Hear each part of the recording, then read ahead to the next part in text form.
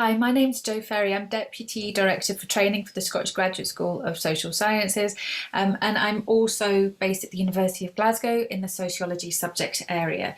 And these next few slides, there's only two. It's not going to take very long to run through them. They're for ESRC-funded students only, so specifically relevant to anybody currently supervising an ESRC-funded student or who is anticipating supervising a student in the future. Also useful for HEI admin leads and their teams, and for, of course, deans of the graduate school, though, of course, you guys all know all of this already. So I'm just going to talk through some of the opportunities that we have available and a little bit of guidance about how best to access them. Okay, I'm just going to make sure that you can see the whole slide, I think. So I'm going to talk here about research training support grants, the overseas institutional visits, which of course have taken a little bit of battering because of the pandemic, but we're going to sort of tell you about how it runs in normal time and think about the 21-22 context in particular, and then look at overseas fieldwork, difficult language training, and just make sure everyone's really aware about the disabled students allowance. Okay. So if I start with the research training support grant, this allowance is intended to be used to pay for expenses which the student, supervisor or department deem to be in direct support of a student's research. It's a pooled fund, which means that we can indicate what portion a student might expect to spend, but we don't give each student an individual allowance. So they have a notional allowance of £750 per year. That's a guide. They can spend below, and they can also get in touch if they can demonstrate that they have the need to spend more. First thing I'd like to highlight is that we don't have deadlines around this fund because students will probably have things happen all year, and we want them to put in applications before the event happens. So on that basis, it doesn't really make sense to wait for deadlines. So the application should be lodged in advance of the spend with their HEI, with their university, and through GradHub. Okay. For claims above the annual notional amount of £750, the university then escalates that to ask for review.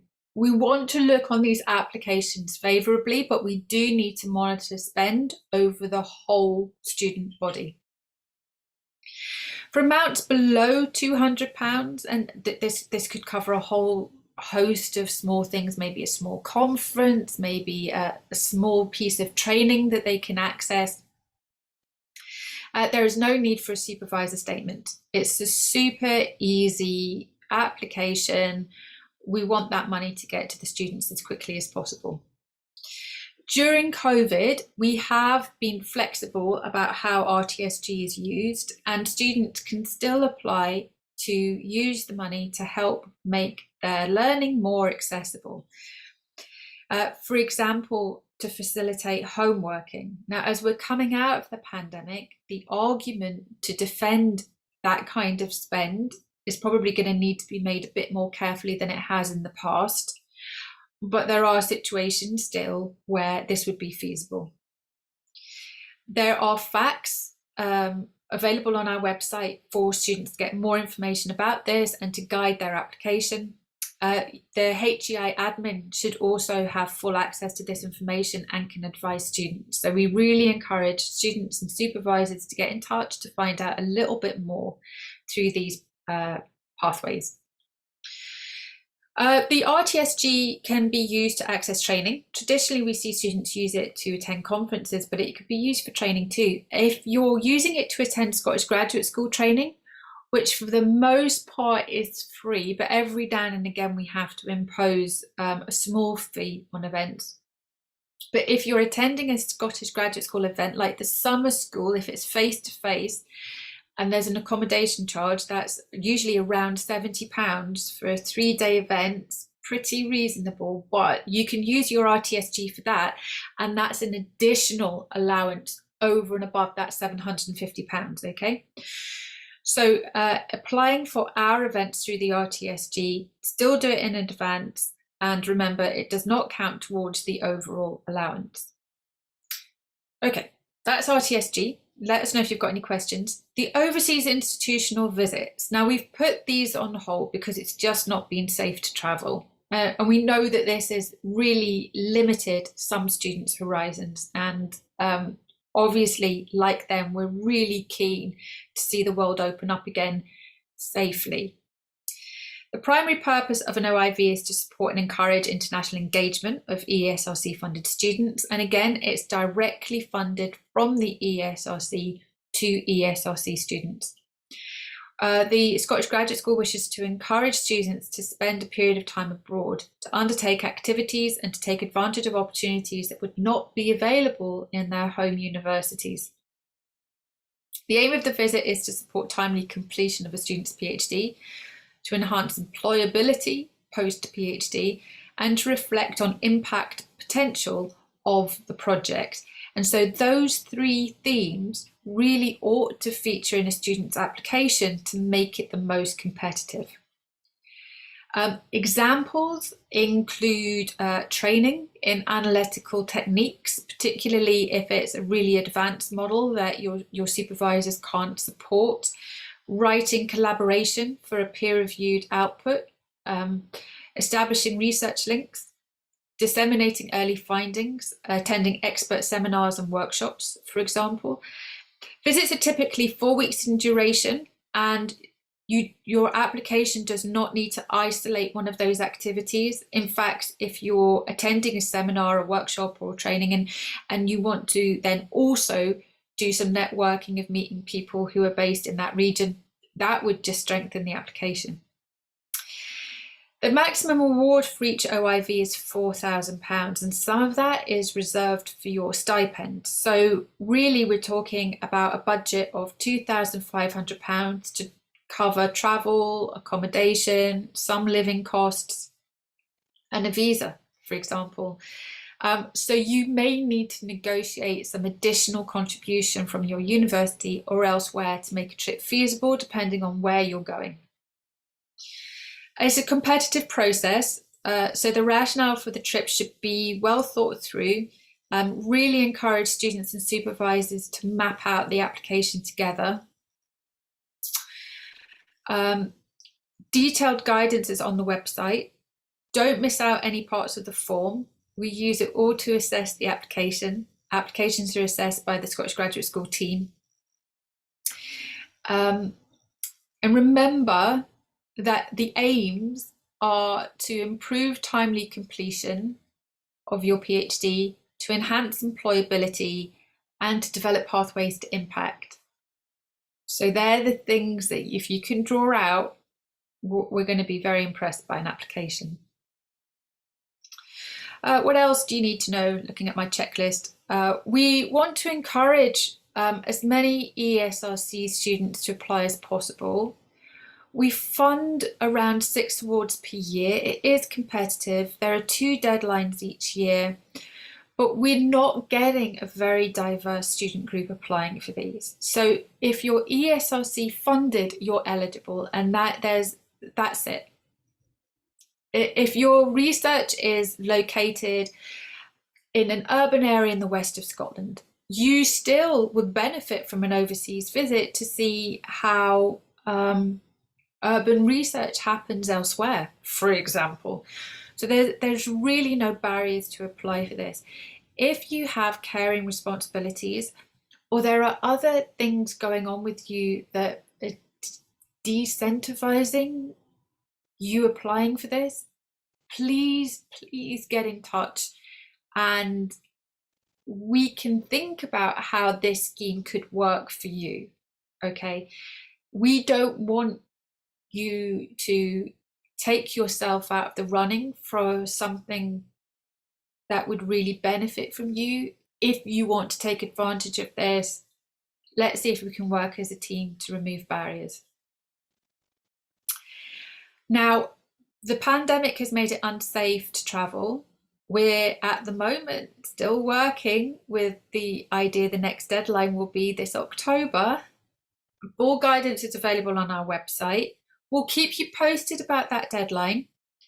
If you got funding, it would be provisional, so that at the time of your travel, we'd still need assurances that it was safe to travel. But, you know, if the world is opening up, then we want you to be there and available to take advantage. So we will wait for FCO advice. We will require your universities to support the planned travel, but other than that, we'll try and get our systems in line for this to be working. Now, related to this are the overseas fieldwork and the difficult language training funding. You should only really have access to this if you specified it on your proposal when you did your studentship application. So you should already have outlined what this looks like. So just a couple of things to note here. We've had no change on the principle and the number of deadlines. We have 3 deadlines per year. Applications can only be funded if the trip was anticipated in the application. Please note that the fund is limited and therefore care should be taken to cost trips as parsimoniously and as carefully as possible. Be safe, but for example, explore the possibility of combining the overseas fieldwork with the difficult language training. Think about only traveling overseas once. Do everything and then come back instead of organising multiple trips if it can be avoided. Explore options for safe, cheaper travel, safe but cheaper accommodation. Cost for season tickets for local transport can keep costs down. We've had applications running into 5 figures in the past. We've had single applications actually trying to spend the whole budget for all students. So we do have to be very careful about this. But what we ask you to do is to take care with the budget, make it as transparent as possible, do as much homework as you can, and anticipate that we may come back with some suggestions, with some alternatives, with some feedback that might need a revisit of that budgeting work. But there is so much guidance available online on our website. So do take a look, do your homework there, and the process will feel really straightforward. And again, there will be those COVID restrictions. So even if we approve the funding, if we can't then establish that travel can happen safely because of Foreign Office advice, or your university isn't willing to sponsor the trip, then we'll put your safety above the opportunity. Okay, finally, about the disability students allowances, we just want to make sure that everybody is aware of the UKRI policy on this, the guidance that's available from the UKRI, of which ESRC is one part. There is an allowance that is intended to help with additional expenditure for the cost of the study-related requirements that may be incurred as a result of a disability, inclusive of mental health problems, specific learning difficulties that mean additional support is needed to take forward a UK research and innovation funded studentship. The allowances can cover the cost of non-medical personal assistance, items of specialist equipment, extra travel costs and general expenses. You should seek the assistance as a student of your university's disabilities team, and then speak to your HEI admin lead, and a full list of who they are is available on our website about how to apply for this funding. There are more details if you go to ukri.org/skills and /funding for research training, and there's a hyphen between those words. So funding -4. We'll make sure you get the link with these slides. Okay, so we just want to make sure that you are aware that that is available. Okay, if I can just move slides forward here. These are about training opportunities specific for ESRC students. So you should know now that there is a student induction that happens in November, and we want all of the students to come to that. It's going to be held digitally in 2021, and it's a great way to meet all of the team, to orient the student into all of our networks and information, and to meet each other. In addition to this, we have TNA meetings with all first year students. We'll announce this at the induction, and they'll take place at some point during first year. They may take place on Zoom if that's what the student prefers, or if we're having to work remotely still. But we'll try and do them face to face if that's what the student wants, and if that's something we can make happen. The point of these one-to-one meetings is just to make sure that we're aware of the context that that student is working within, and they're aware of the opportunities that are available to them. And we can speak very much in a bespoke way to how our opportunities can articulate with their context. So we do that just for first years. They're mandatory, but just for first years, unless you have a student who is a STEER student. So this is advanced quantitative methods, interdisciplinary, dataset student. We've still got some industry studentships floating around. So we try and meet those students annually, because there is additionality that goes along with those STEER awards. And we know that students can come up against unexpected barriers and different kinds of barriers throughout their 3 or 4 years if they're full-time. So they're very quick, informal, half-hour meetings just to check in. I've talked about the training needs analysis forms on the training sites, but these are mandatory for all ESRC students. And if you are a supervisor, please encourage your students to fill this in. You can fill it in and say you don't have any training needs. That's fine. But the ESRC monitor this, and we use it to develop our training program. So it's useful to even get a blank form returned. Overseas institutional visits I've just talked about, but very useful to get an early conversation about what that might look like with students. We have a STEER event, so again, that additionality that comes along with the STEER award, and it's really also about getting students together. So this could be really useful for our students who are analysing data sets or using advanced quantitative methods, but also really useful for our interdisciplinary students. You know, how do you write a methodology chapter if you're using really distinct methodologies? Should your literature review come equally from the social sciences and equally from another field, or should they be mashed together? These are questions that if we can get a cohort together, we can explore together, because quite often it's not so much a right or wrong answer here, but it's about students really understanding what the spectrum of available responses are, and then feeling against their own standpoint which is the best response for them, the one they can defend. And our final year conference, we set this up so that it's fully inclusive and accessible for our final year ESRC funded students. But if they don't take up the places, we do offer it more broadly. So it's worth keeping an eye out for this. Usually happens late June, and it usually focuses on career planning and getting through the Viva. So a lot of support from early career researchers that have more recently gone through the process, for academics who are now working directly for industry partners or in research partnership with industry partners. We have stuff around CVs, the difference between an academic CV and a business for profit organisation, what they expect to see in a CV, the kind of language that you might use. So really very, very focused on that sort of pivotal event for final year students that really helps them feel a bit more confident about taking the next steps in their career. As ever, if you want any more information here, you can get in touch with us directly at team@sgSSS.ac.uk. Anything directly related to training, get in touch with me, jo.ferrie@glasgow.ac.uk.